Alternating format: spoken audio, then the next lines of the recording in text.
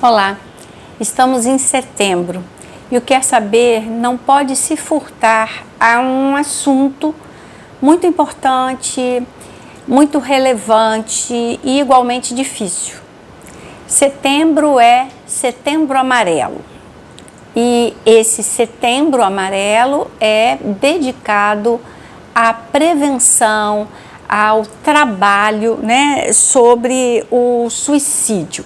Então, é um mês, a campanha é desse mês, mas na verdade nós estamos lutando, nós estamos nos dedicando a esse tema desde o final da pandemia, talvez com mais urgência. Então, a gente não podia deixar de falar no Setembro Amarelo.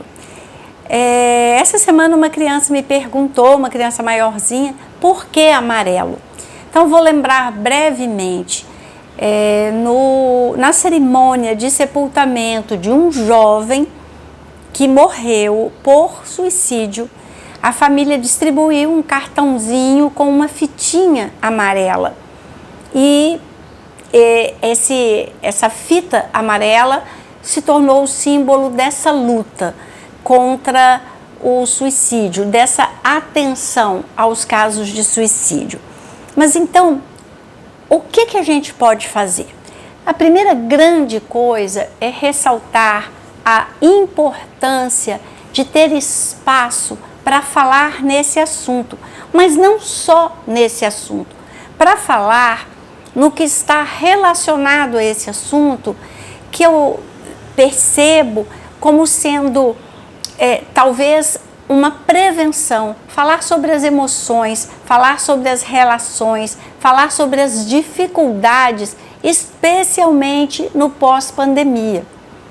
É muito interessante, mas nós da área psi, nós temos conversado uns com os outros, e temos procurado falar, eu vejo isso, outras pessoas, outros profissionais psi, falando do quanto para nós as consequências da pandemia ainda estão chegando aos nossos consultórios, por tudo aquilo que foi perdido, por tudo aquilo que não foi vivido e por tudo aquilo que foi acrescentado e que não era a expectativa natural.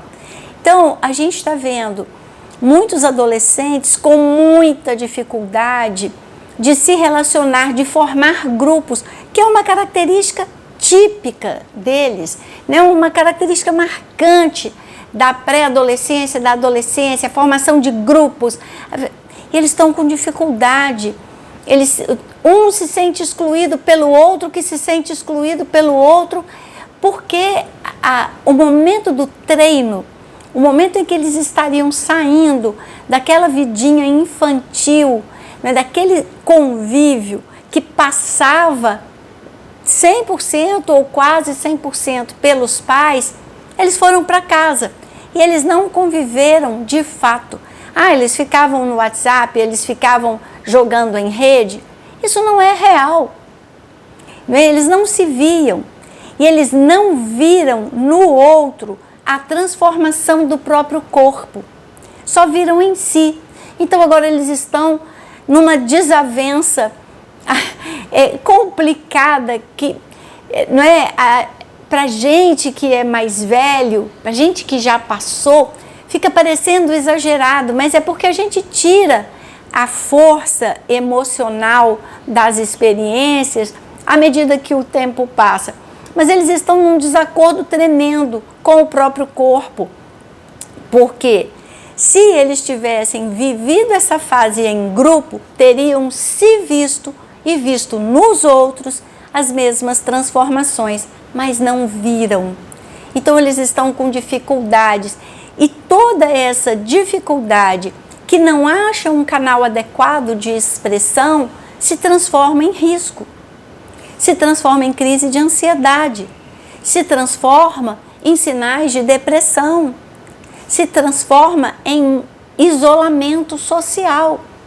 E aí a gente não está falando do temperamento, porque o temperamento de cada um, ser mais ou menos extrovertido, ser mais ou menos ousado na maneira de se comportar, na maneira de se vestir, isso existe, sempre existiu, vai continuar existindo.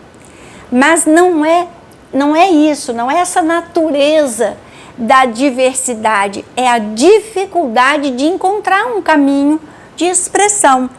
Então, se a gente não fala sobre as emoções, se a gente não ajuda a nomear, a compreender, a digerir as emoções, a gente acaba contribuindo para o adoecimento. E um dos adoecimentos que a gente tem visto com frequência, infelizmente, são as crises absurdas, extremas de ansiedade, crises como se o coração fosse sair pela boca, crise como se fosse morrer, como se fosse desmaiar e que não aparece nos exames de laboratório, mas que aparece na vida, aparece no corpo, no sentimento, aparece no pensamento e que precisam ser consideradas. A campanha do Setembro Amarelo é muito recente, ela não tem nem 10 anos. Ela foi criada em 2014 pelo Centro de Valorização da Vida para prevenir o suicídio por meio de ações conscientizadoras realizadas em parceria com o Conselho Federal de Medicina e com a Associação Brasileira de Psiquiatria. Curiosamente, nós, psicólogos, não estamos aqui, né? O nosso nome não está aqui, mas nós somos peças muito importantes nessa prevenção, nessa conscientização. Espera-se, e tudo que você lê a respeito do Setembro Amarelo fala nisso, né? Espera-se que a escola, como lugar privilegiado para trocas sociais e desenvolvimento, seja um ator importante nessa conscientização, nessa prevenção. Que a escola promova o diálogo, palestras, rodas de conversa, atividades sobre a importância de cuidar da saúde física, igualmente da saúde mental, e também que a escola seja o lugar onde se discute e onde se evita, onde se previne, onde se corrige o bullying, a falta de respeito pelas diferenças. O foco é maior nas crianças, nos adolescentes, porque eles são os que ainda estão aprendendo a viver em sociedade. E isso não é nada fácil, porque ao mesmo tempo que você tem que aprender a conviver com os outros, o que os outros pensam, o que os outros falam, como os outros se vestem, como os outros se comportam, qual o modelo de relação que os outros estabelecem entre si e com você mesmo, você também, criança e adolescente, né, criança maiorzinha, adolescente, está diante da tarefa de se conhecer. Conhecer o seu corpo, conhecer o seu estilo. Você está inaugurando uma maneira diferente de pensar. E aí o Piaget é precioso, né, porque ele fala que o pensamento muda, que você entra num outro modelo de funcionamento cognitivo. E isso é uma estreia.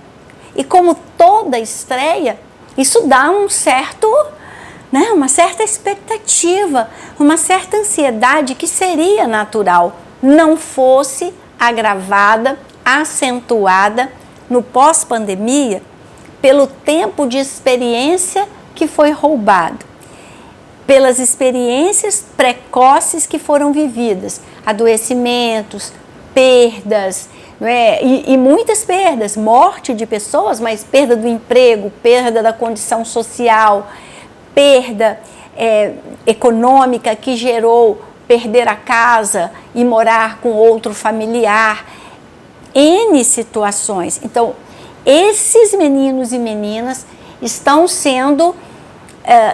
tendo as suas necessidades de se adaptar às suas necessidades de aprendizado potencializadas, porque eles não aprenderam com o vagar que é de costume. E olha que nos dias atuais, nós mais velhos já achamos que o vagar é muito acelerado. Imagina que isso tudo foi mais acelerado.